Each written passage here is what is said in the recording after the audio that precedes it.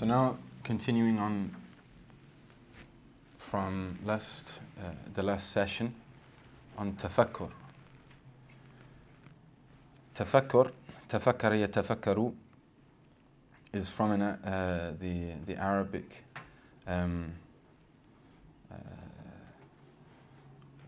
wazn, which you study in morphology or sarf. Tafa'ala yatafa'alu. And this is something that's particular about this certain form in the Arabic language. It means something it's emphatic. You have to actively engage with it. All of the words which fit into this pattern, it means it's something that there's a kind of an exertion which takes place, which is different to mujarrad fikr, just merely daydreaming. Tafakkur, and this is why we discussed about some of the potential approximations for the translation of the word. It's like an active contemplation. Active signifying that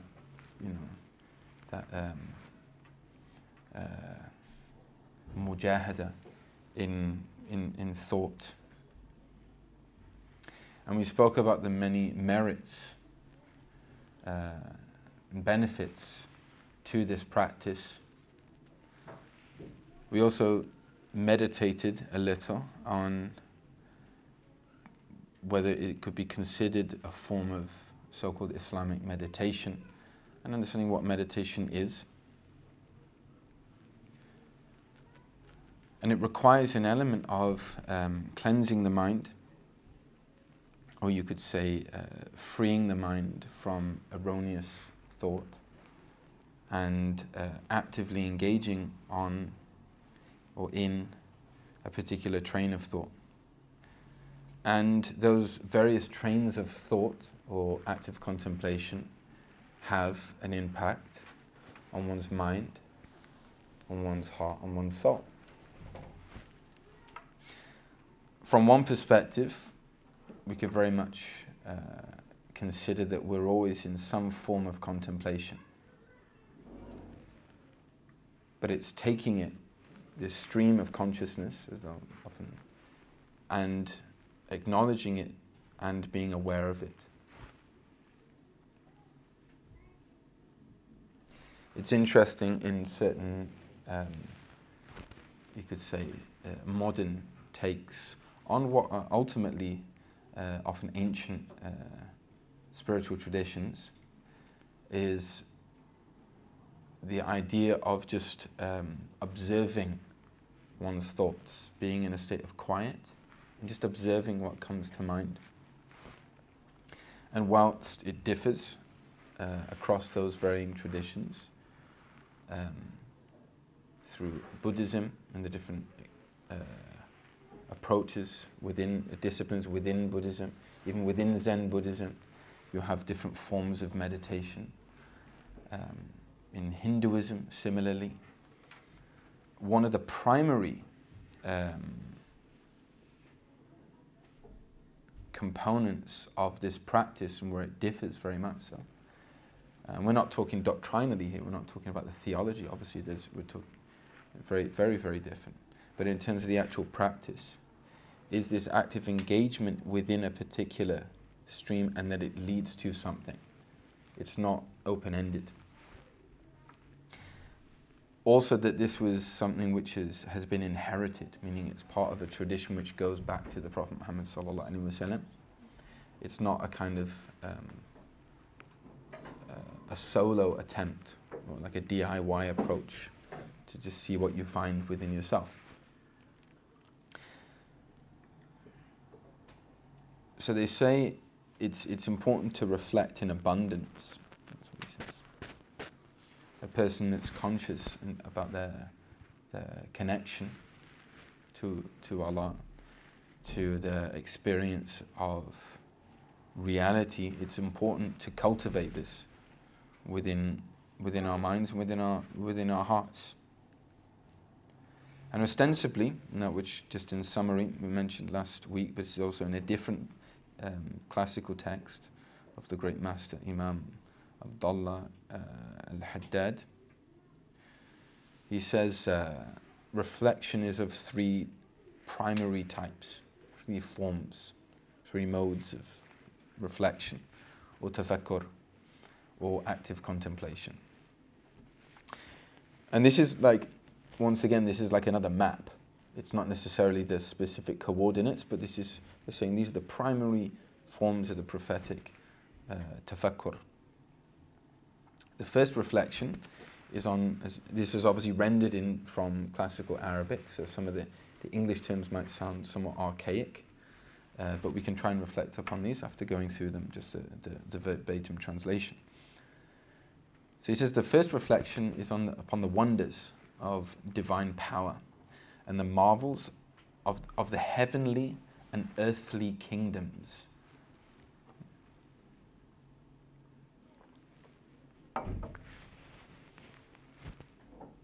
And its fruit, meaning that stream of consciousness, what it ends is ma'rifatullah, which is translated here as gnosis of God, meaning an experience at the level of the heart and the soul and the sir, deep, the part within you that ultimately makes you of Allah.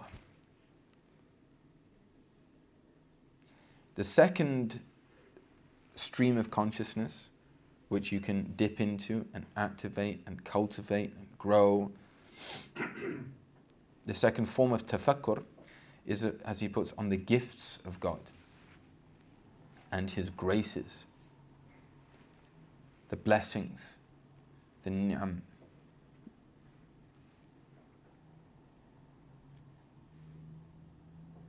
قل بفضل الله وبرحمته فبذلك فليفرحوا هو خير مما يجمعون. Say in the fadl of Allah, the bounty of Allah, وبرحمته, and in His grace or compassion or mercy, فبذلك فليفرحوا, in that let them rejoice. هو خير مما يجمعون, it's greater than that which they're amassing. مما يجمعون.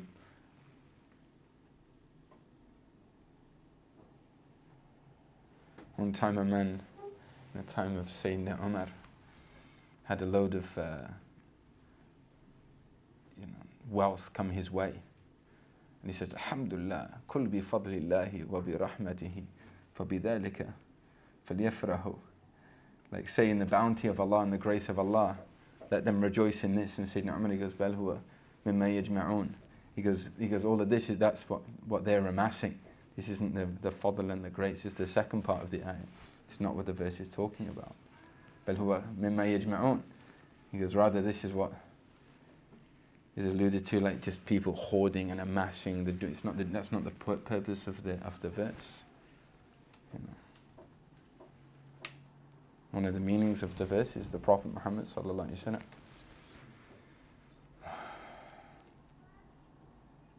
When تُعُدُّ نِعْمَةُ اللَّهِ لَا تُحْسُوهَا, and were you to try and enumerate ni'matullahi, not ni'amallahi, ni'mat, the blessing of God, you would not be able to. لا تحسوها, you would not be able to encompass it. And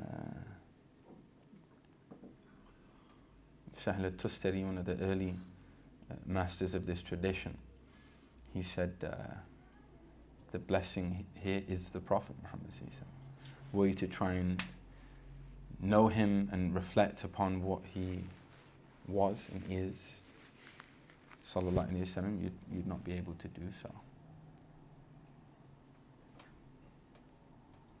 Yeah. One time the Prophet sallallahu alaihi wasallam came to a group of the Sahaba and he asked them what they were doing, and they said, we're just reflecting upon what a blessing you are to us.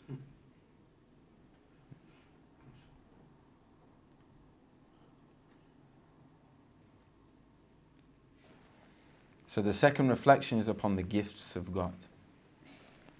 And this is something that we really need to engage in, because what can happen sometimes, if there's an influx of luxury and excess, like we're living like kings and queens, divas, then what can happen is there's an imbalance that can take place. And if it's not attributed and appropriated back to God, it becomes a niqmah. It becomes the complete opposite of a blessing, which is a distraction from God.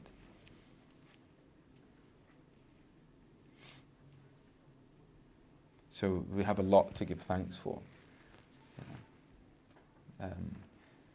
Most pre-modern societies didn't have 3 square meals a day. They didn't have meat once a week, let alone once a day.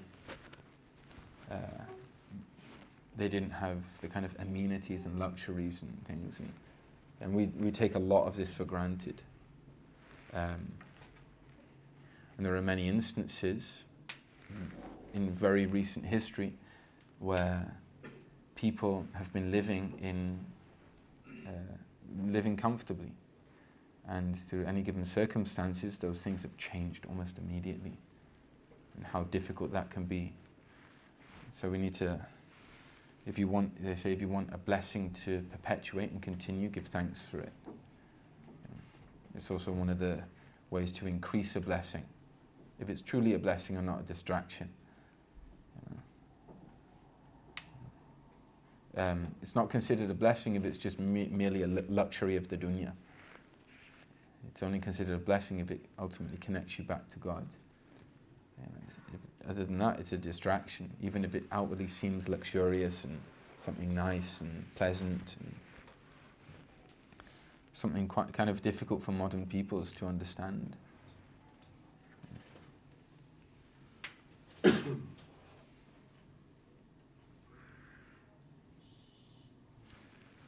وَلَئِن شَكَرْتُمْ لَأَزِيدَنَّكُمْ. And were you to give thanks, show true gratitude, لَأَزِيدَنَّكُمْ, I will indeed increase you in that blessing. Alhamdulillahi shukra.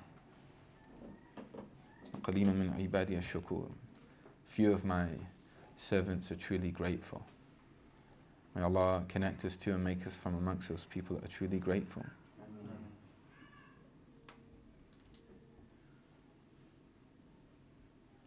So the second reflection is on the gifts of God and His graces, and its fruit is the love of Allah.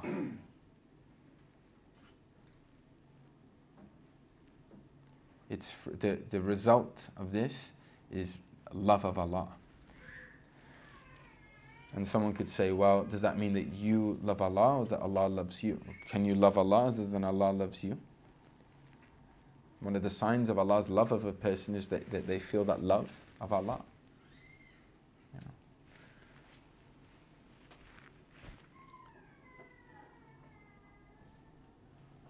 So that's something that we really should be contemplating about, the blessings.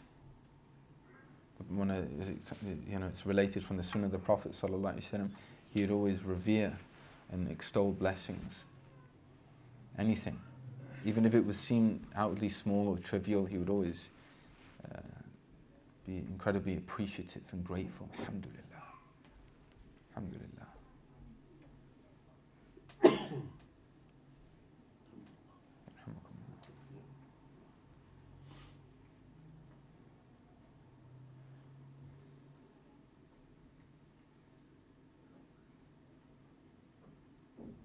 One of the signs of true gratitude is you place it in its rightful place, something which Allah is pleased with. So the blessing of sight is we look and we reflect and use it for that which ultimately it's been given for. And our speech for that which it's been given for, and our hearts for that which it's been given for. That's one of the forms of shukr.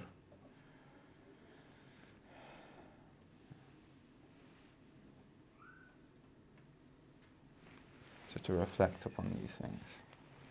The third reflection, the third mode, you could say, or stream of consciousness, is upon this world, literally upon the dunya, the ephemeral world. And this differs from the first reflection, as we're talking about the heavenly and earthly kingdoms, different You know, the ants are their own ummah, the birds are their own ummah, the trees are their own ummah. Everything is its own kingdom. It's the way it's beautifully described in the Arabic language. You know, in English we say the animal kingdom. That's kind of where it just goes, and then it's just species, and it becomes very technical. But they have their own understanding, their own language, their own, you know, praise, their own purpose. But that's in terms of the marvelous creation of Allah. You know, in the skies, in the universe, in our solar system, and on earth, and in earth, in the earth.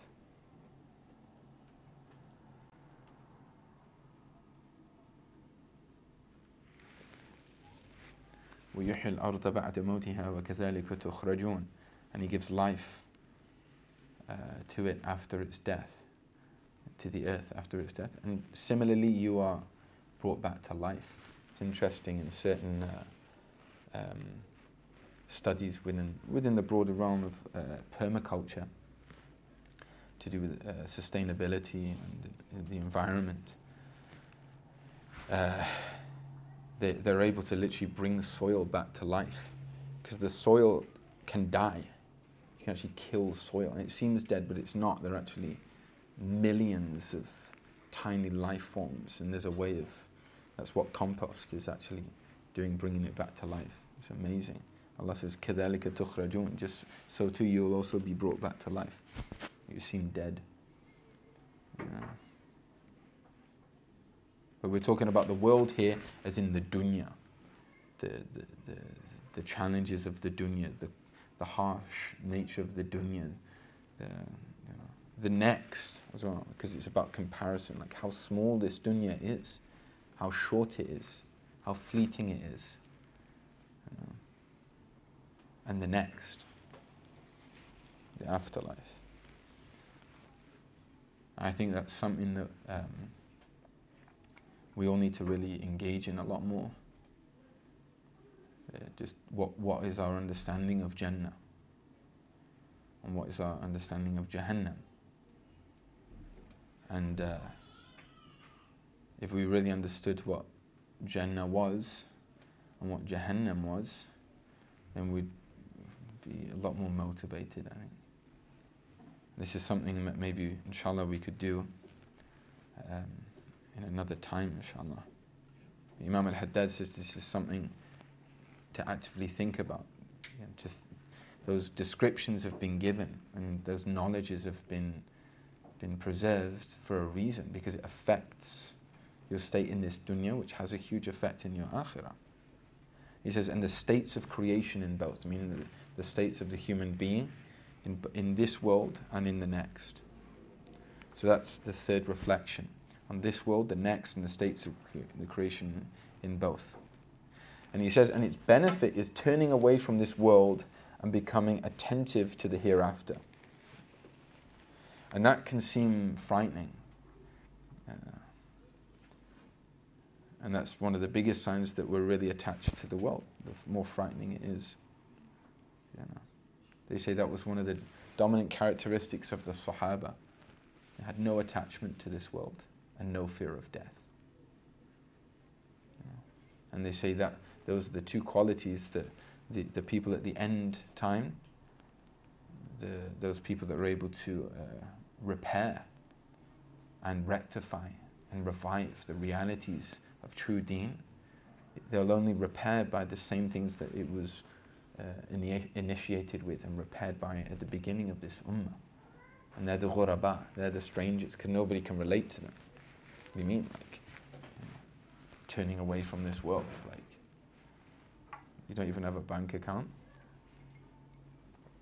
You don't know what credit rating is. You don't know what, you know.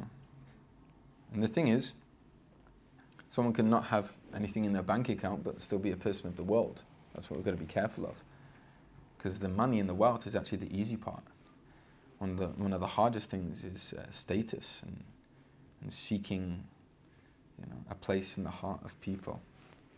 May Allah protect us.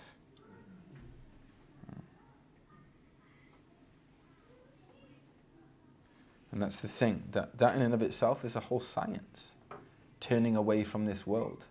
Because people are like, well, I've spent so long building up this business, and now my own religion is telling me to get rid of it. It's not at all. Because that was never the way of the Sahaba, the people that came after them. But what's your purpose? What is it for? What is it? It's just for that. It's just to cling on. Yeah, like the Pharaoh, bury me with everything I have. You know, it didn't benefit him.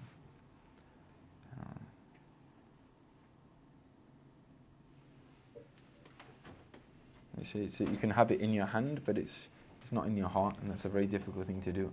And for most people, they say it's easier not to have it in your hand as well.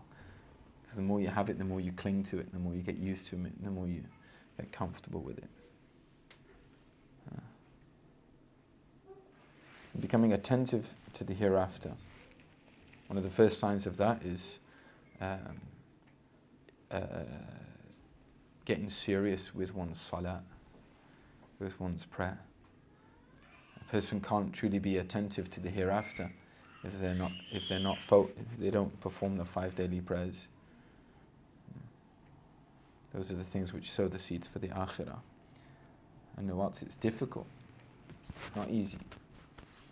May Allah give us tawfiq to do that. But that's لا يكلف الله نفسا إلا وسعها. Allah does not burden a soul beyond its limits. And Allah would not have prescribed for everyone in creation, every human being, you know, the prayer where it would have been too difficult. You know, we're in the month of the Mi'raj, Laylatul Isra wal Mi'raj. Sayyidina Musa, he knew what we'd be like. He said, they're not even going to be able to manage 5 prophets. He said, he was too shy to go up. What can I say? You know, and it's not easy. Sometimes it's difficult, but we do need to cultivate those times of prayer, like be people of prayer. And to go against the nafs and to say, no, okay, you don't like it, 2 more rakats. Because that's a sign that the bit that doesn't like it is the ego. And the soul is yearning for it. The soul is craving for it. That's why you have to fill it up with so much other stuff, you know, in place of it. But it will never satisfy that place of prayer. Yeah, when it's there, that's it. And then he says, we've talked about this further in the other book which we went through, for those that want to go into more depth. I thought this was a nice, concise, summary of Imam al-Haddad, by Imam al-Haddad himself. So 3 types of reflection. Reflection on the wonders of the divine power and the marvels of the heavenly and earthly kingdoms. So how does that apply? What does that mean? Let's go through each one of these and consider some ways about how this would work.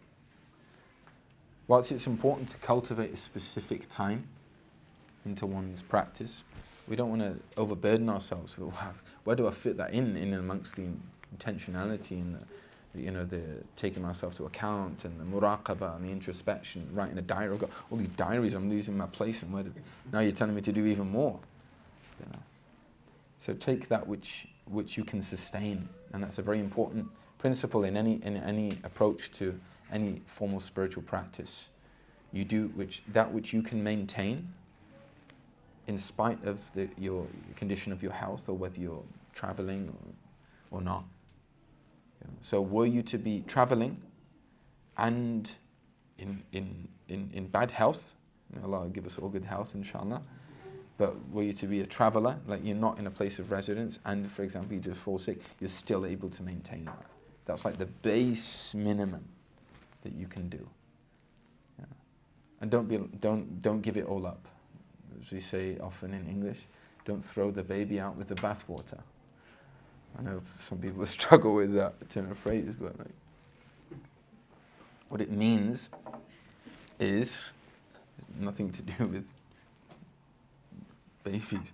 It means don't give it all up.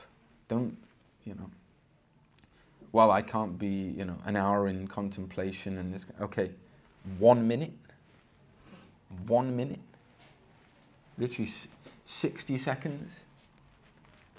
And even if it's not doing anything, even if it, the reason why we've often spoken about these kind of things is you're growing the practice. is it's like a seed. That little drop of water every day. Allah yubarik. Allah places barakah into it. And if Allah sees you at His door every day, come rain or shine, it'll open up. That's why you don't give up hope. Don't be like, tried, it doesn't work. Because we apply a lot of these things that we've been conditioned with society. Like, I tried to, do the engineering degree. It just wasn't my thing. So I went to this, and then, I tried to be a doctor. I didn't get through. I did biomedical science, and it just wasn't my thing. So I just took up art. I tried to do this, and it's all very it's product based. You didn't get the certificate, so therefore you throw it up. You can't throw this away. فَأَيْنَ تَذْهَبُونَ? Where else are you going to go? Where are you going to run? The only way is back to Allah, and that's why we've just got to keep on keeping up. We'll fall, we'll trip, we'll fall on our face, we'll delay, we'll miss the train. There's nowhere else to go, and this is the best place to go. We've got to understand what Allah subhanahu wa ta'ala is calling us to. So if it's 1 minute of active reflection each day, and this means similarly in that practice, if you're in that quiet state, to have this tafakkur and these themes and thoughts and reflections pour over one's heart. And what we'll be doing, inshallah, in forthcoming sessions is getting a lot more practical about how all of these practices can work together, and which ones to do first and which ones to do after, and how they should be growing and how they should be sustained, inshallah. But for the meantime, this is what we're talking about. Now the other thing also, because as we'll get into this bi'idhnillahi ta'ala, but the nature of reflection should not just be constrained to that time. That time is kind of like we were saying, if you're doing the regular cardio in the gym. So at times when you need to sprint for the bus, and you've got the stamina to do so.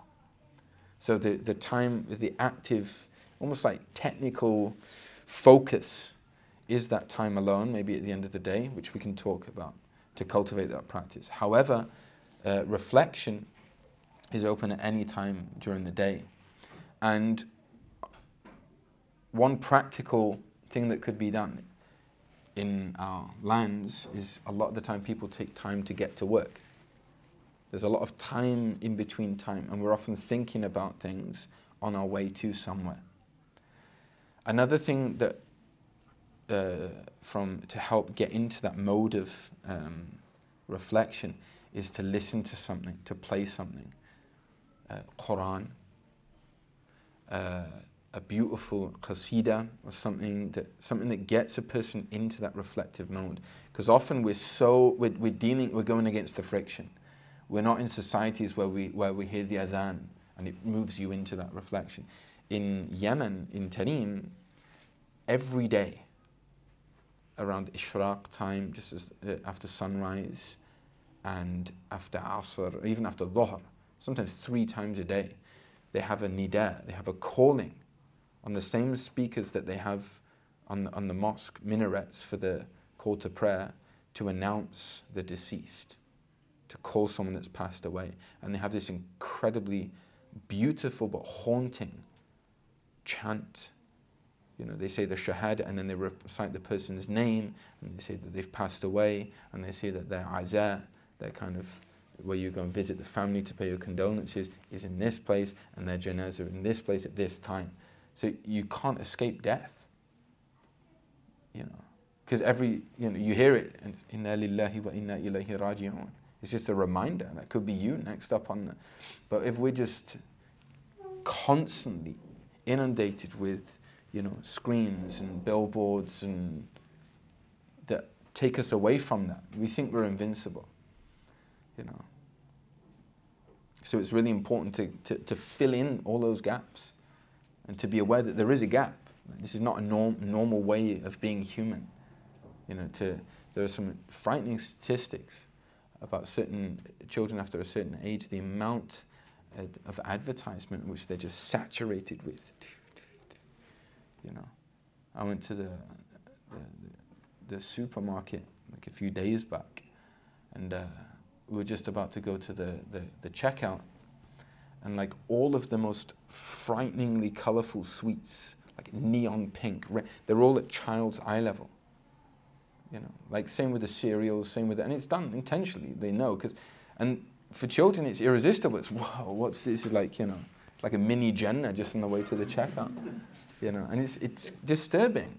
You know, it's abuse at one level. You know, of a child's potential and their mindset and what we should be cultivating in them as a society. Because ultimately, it's just to sell something. It has no nutritional value. You know by the color of the packet. You don't even have to read the amount of E numbers. You know, but they do it to us as well as adults. They're just a lot more sophisticated, and we're being indoctrinated so many things, and we're not even aware of them. And what this does, this science in general, and in particular this practice of tafakkur, is it allows you to take back your own thoughts. It allows you to take back your own stream of consciousness and not be dictated to, not to be abused, not to be misused as a human being. You know, to use what you've been given to reach your full potential. What an amazing gift, alhamdulillah. May Allah reward the Prophet ﷺ with the greatest of rewards, because these gifts are priceless. Sallallahu Alaihi Wasallam. So one example of this, we're going on our way to work or college or school, university, whatever you're doing. Typically people have some kind of place where they go up to and they go to, or they're dropping the kids off at school, whatever it is. Instead of just going, you know, and putting the radio on, put on some Quran, Surah Yasin. It's a very important surah to be reciting every day. You know, it's the heart of the Quran. Start your day with the heart of the divine communication. You know. And just to look out the window. You know, don't crash. Like, keep your eyes on the road. But like, you can see, because people are looking anyway. But just be conscious about that which you're seeing. You know, and subhanallah, it doesn't take much, particularly in this land, to be exposed to the marvels of the heavenly and earthly kingdoms of Allah. You know, and it's interesting because when you come from a place where it's very starkly different, you become a lot more sensitive to the beauty, the different colors of green, and the shapes of the trees and the way that they move. You know, very beautiful. Even the subtlety of the wind. You know, and to reflect upon those things. It's so powerful when you hear that wind, it's such a mystical force in and of itself that you can't see it, but it moves. But Allah is the one that's Yusayir. He is the one behind it, is causing these things. And it's this amazing tapestry, like why that subtle, it's like almost like an orchestra, like the subtle movement of the trees here, and then there's a rustling over here. And Allah's doing all these things as signs, but say, look, you don't see, like you don't see all this beauty, you don't see me. It's all signs, that rustling of the trees and the way the trees are moving. Many, many things. And subhanAllah, you said previously as well, there's something that's very, very beautiful about the Swedish people living here in Sweden, is they have a deep love for nature and appreciation to nature. And that's something that's deeply Islamic. You know, and we need to, you know, encourage in ourselves, learn more as well. You know, one of the challenges in living in concrete all the time and plastic and being surrounded by things that we've constructed is it's depressing, because you're just looking at the box which you've made for yourself, you know, and you just have to go outside. There's something so healthy just to go out for a walk, and this is something that can be done individually. You know, it's healthy, it's good in terms of good exercise. Many of the Sheykh will go for a brisk walk. You know, many of the Sheykh, even in Hadramaut, amongst them Habib Ahmed and Atas, they mention in his biography that he'd have a wird, like a spiritual practice of opening all the windows in his house after Ishraq to let the fresh air of the day come through. These seem like small things, but they're very beautiful. You know, that someone's attentive to those things and aware and purposeful about those things. So we can do that as individuals. And we can also do that as families. both with each of our own individual families, and to reflect and to walk and to ponder. It's very good for building relationships, because you're building ma'rifah together. It's a very powerful thing. And also with children. And some of our teachers would say it's one of the most important things, particularly in our lands, to allow our children to experience the natural world, to go out and see where their food comes from, and that it's not just in this plastic packet. Because part of the lack of appreciation of our times is because we're so detached from everything.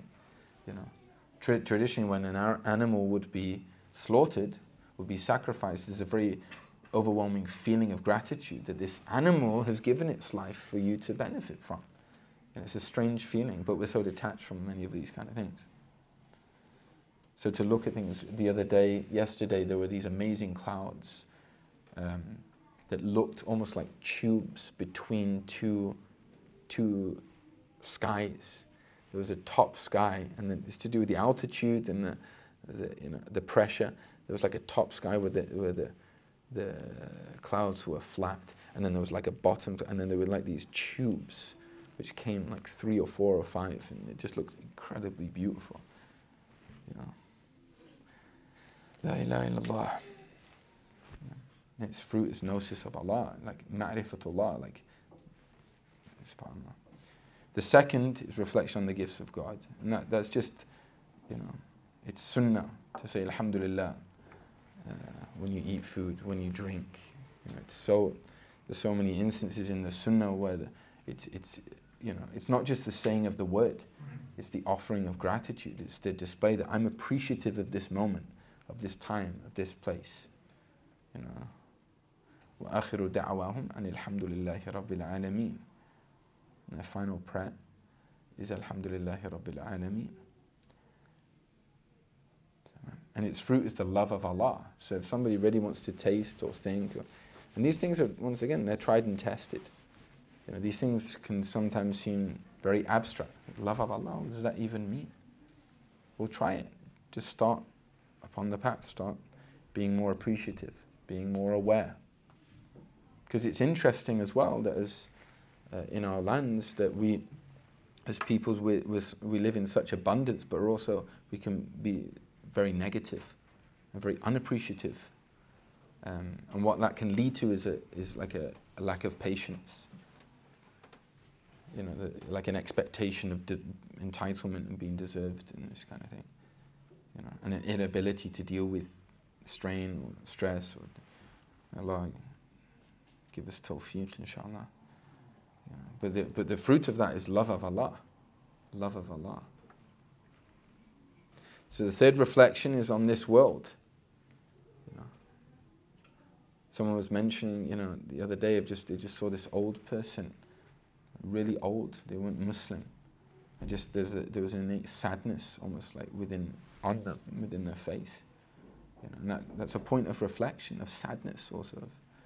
You know, we should pray and cultivate that care towards how can we serve people, but they're also signs. Allah has shown us these things as signs. You know, people in the world. Like I mentioned previously one time, in a recent trip to the UK, I was on the London Underground, the tube, and I remember I was with my father and we just like looked out the window, and it was like a scary scene. It was like a scene from a movie in the 90s. That it was before cell phones, mobile phones or whatever. You know, it's like a science fiction scene, and everyone was on their phone. Literally every single person. Now, there might be people thinking, yeah, that's life, isn't it? It wasn't for most people here. It wasn't. People used to speak to each other, and it might seem like an innocent thing, but how much human conversation has that eroded? You know, we don't feel as though we even need each other. Why do we need community? I don't need them. I've just got an app. I don't need any help. I've got an app to show me where to go. Excuse me, would you mind showing me where to look on your phone? Like, you've not got Google Maps. You know, this is it's very atomized way of being, and it's killing us. as human beings. Like we think it's empowering us to make it, I'm more of an individual, killing us. Because part of being a human being is, once again, the insan is to experience uns, intimacy and community and love and giving and sacrifice and, you know. And the next. And this is done also, obviously, through attending and frequenting gatherings of knowledge and being around the people of akhirah, people who are not rooted in the world, that remind you of those things. They say about some of the salaf, from amongst them Imam al-Saggaf, that just by merely meeting him, then every bit of the world just went out of people's hearts because of the light in which he carried, of his spiritual state. People are just like, yeah, okay, I understand now, like the world's, you know.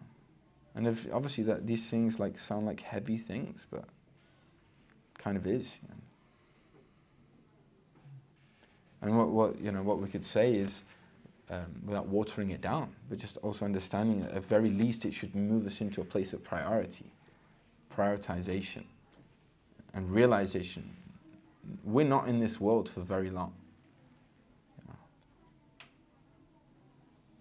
Like this, one of the scholars said, you know, what would it be like? What would your choice be? Were you to have like a palace, like everything you wanted, okay? Cribs, you know, like cribs, what do they call it? I'm not going to say the name of it. Everything you want, the same kind of TV, the same kind of, yeah. For a day, everything you want on tap for one day. Yeah. Or like a shed, but it lasts forever. Or nothing out, like khalas, then it's just, you know, have it one day and then you have to deal with the dark consequences of that choice. A rational person would say like, no, I'm going to go for the shed because at least it's a better deal than. And then he said, but what about if the choice here is like, be patient with a shed for a day, and on offer is this palace which lasts for eternity. You know, and I think a very real thing that we should really reflect upon as well is it's very hard as modern peoples to think about, as temporal beings as well. We exist very much in time. Pre-modern peoples, because their time was cyclical and it was rooted around prayer and it was rooted around nature, it was rooted around the stars and the sun and the moon, and as now eternality now is almost like it's impossible for us to understand. Like eternal, like wouldn't you get bored, or wouldn't you get this, or wouldn't you get like, it's very difficult for us to even understand Jannah and what we're being invited to.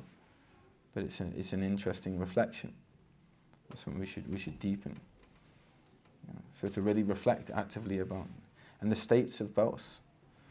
You know, I mean, we're in the month of Rajab, where the Prophet ﷺ saw the people of Jannah, saw the people of Jahannam. Sallallahu Alaihi Wasallam.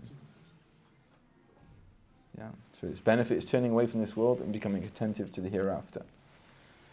So there are two kind of approaches to tafakkur. And obviously this is a whole discipline within the science of sayr ilallah, wayfaring to Allah subhanahu wa ta'ala. It gets deeper, it has different levels which the people of this science have codified and try to articulate. But just as an entry point into this understanding is that this is something we need to be engaging with. We need to be thinking about, thinking how to think, and thinking about what we don't need to be thinking about, and just adjusting ourselves, once again reorienting ourselves.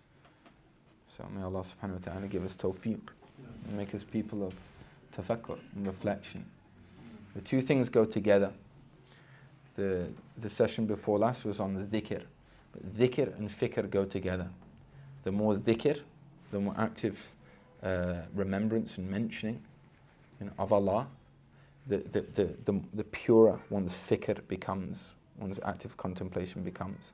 If the dhikr is not there, it's like the fuel for fikr. The more dhikr a person does, because they say it illuminates the place and where dhikr is received, like your satellite, the heart. The more dhikr is done, the more your contemplation becomes luminous and deeper and more profound. It expands your consciousness, and those streams become clearer. All that's left now is to do the work. So may Allah give us tawfiq. Wa sallallahu ala sayyidina Muhammad wa ala alihi wa sahbihi wa sallam. Alhamdulillahi rabbil alameen. More for you? Are there any questions? Any reflections? Any contemplations?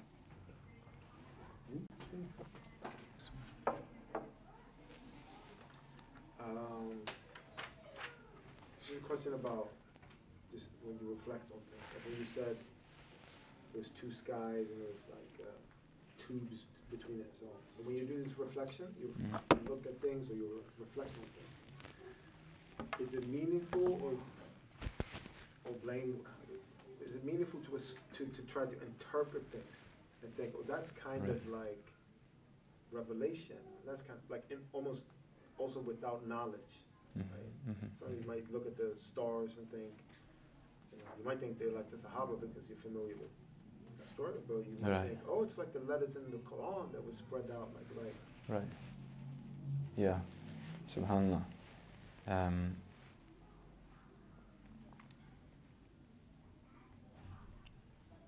Sometimes that can come. It can come through two kind of channels. One is to almost, and this isn't a bad thing, but almost to force the interpretation. Like what's being spoken to me here? It's like poetry. What's the message that is being spoken to me here?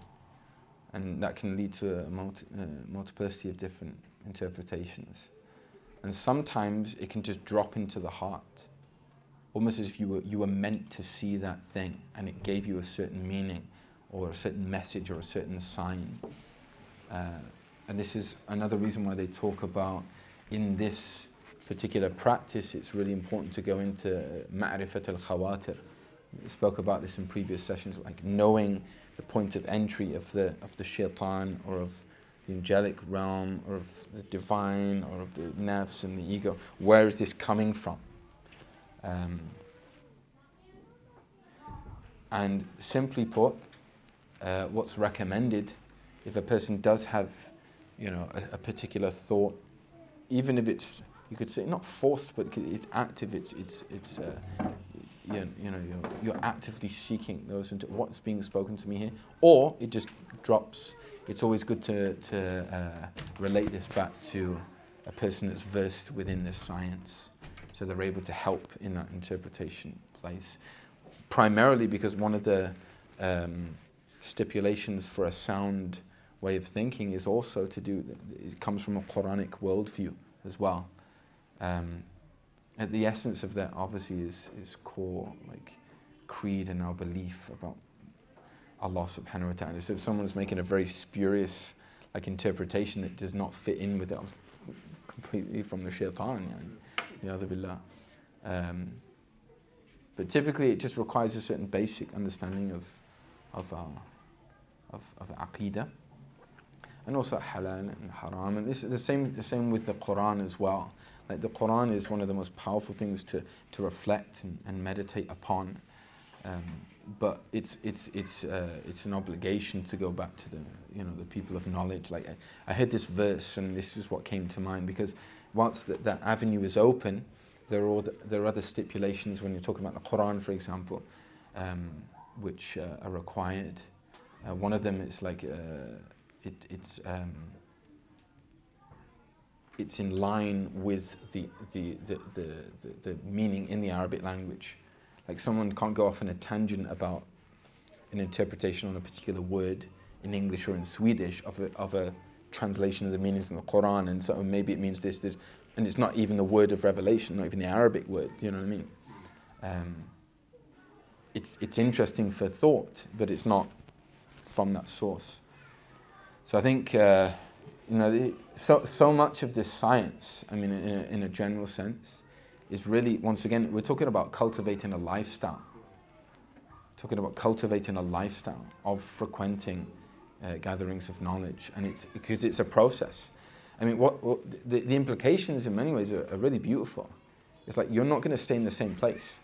If you carry on with this, it's hoped that there will be certain things that, you know, where I look to the stars or the trees and this meaning came, but now you also have those points of access to reflect upon where you feel safe, you don't feel judged, you feel, because sometimes, and I've done it, like sometimes I had amazing thought and you go back and they're just like, that's probably from the nafs, just say stuff for Allah, you know. So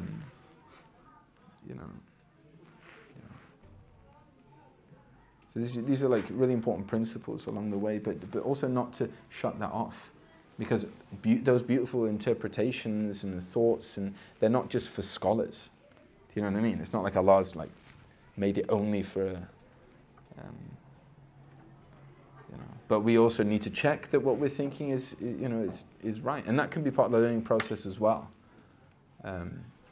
Sometimes, like, you might just be in Ramadan or a time of like particular spiritual elation, like where it's more intense and feeling something more, and we also need to be aware that there may be a whole host of good in that, but we're also aware there are darker energies around us that are aware of that too, and they don't want that, so they might plant a few dark seeds as well to think, yeah, that's beautiful, and here's another thought, here's another interpretation, and it's way off and actually leads you astray.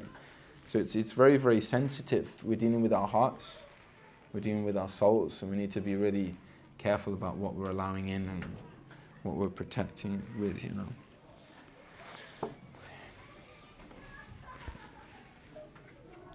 I know that people have children, if they want to take them, they're free to go. Just also those that want to stay. There's a question here: how can we not be afraid of death? Especially when you reflect about your sins and how ungrateful you've been, you know. Dhikr al-Maut, to actively contemplate upon death, is a prophetic practice. It's a spiritual practice that the Prophet ﷺ, was constantly engaged in, and he would advise as well. And there are many examples throughout the Ummah, of people that would do this. Sometimes some of them would even have a practice. I'm not necessarily recommending this. I'm just saying that this was also something where people, when they would go to sleep, that they would actually imagine that they were being laid down in the grave, and they were in their coffin and just going to sleep just for that moment. I mean, maybe many people wouldn't go to sleep very easily if they're in that state. But really, it's about preparing. It's are you ready to go? And most of us were like, no, but who's ever ready to go? We should always be ready. Always be ready. The people in Tarim, they have their kafan, like the white cloth ready for them, and it's in the top of their cupboards. Always ready. And just to look at that every night before you go to sleep is really important. And there's a difference between being afraid that it turns you away, because even fear can be a distraction. And whenever we're talking about fear of things, it's always to bring you to a place of sobriety. One of our teachers was asked about fear, and he said that there is a certain kind of love that can't be attained except through fear, because it burns away the last remaining things. There's a certain kind of, it's a very high spiritual state. Like, it's not just like fright, someone's scaring you, boo. It doesn't mean like that, you know. And once again, the scholars spoke extensively about fear, and we could go into it in great detail, but it's not afraid that it paralyzes you or cripples you. It's a fear that makes you sober from being intoxicated with the dunya, to lift you away, and you know. So to think about death, it's an important thing, you know. And especially when this, it's said here, like when you reflect about one's sins and how ungrateful you've been. Well, that's a point of tadaruk. That's when you catch up and you say, like, okay, start saying alhamdulillah. And never do like, oh, I'm going to wait for this epic tawbah where I'm going to like You know, do you know what I mean? People like, when I'm dressed in the right way, you know, and I'm like, yeah, Allah, you know, and it's like background music, and it's just say it. Even if it's the most useless, pathetic, you know, Allah, I'm sorry, astaghfirullah. Don't leave it, because you don't know if you'll be given the next breath, the next opportunity. Take one step forward rather than just like teetering on the tightrope. Just astaghfirullah. And that movement, sometimes it leads to deepening that practice. You know, sometimes, well, what's the big deal? I'm just going to say alhamdulillah just for drinking something. Watch how it opens things up. You know, I said before, as one of the part of the reward of something being accepted by Allah is it branches out. It leads to other things opening up. And one of the signs that you're being held accountable for something, some form of transgression or diversion from the path, some kind of bad deed, is it leads to a whole stream of bad deeds. Like, get yourself back into that pleasant stream, the one you want to be, you know, it's taking you to your goal. Yeah, I mean, this is how to reflect on death, the balance and the way it's done, but also to reflect upon life and the blessing of life. One of the scholars, he said, you know, we have many people in this time, it was a characteristic, you know, saying that they'll die for Islam. Start living for Islam first. You know, it's actually much harder to live for Islam, to live for the sake of Allah. Sometimes it can be like almost like a cheat, like a hack. You know, and that's not what's required of you. Apart from the fact that half of the time this is completely against the teachings of the Prophet Muhammad sallallahu alaihi wasallam. Start living, start knowing your deen, start knowing the sunnah, you know. So everything is a balance. And, you know, pray that we get the opportunity, inshallah, to go into this in more depth. It's a very deep topic, but it's definitely a spiritual practice of the Prophet sallallahu alaihi wasallam, and one that he taught us. So may Allah give us tawfiq, inshallah. Sallallahu alaihi wa sallam.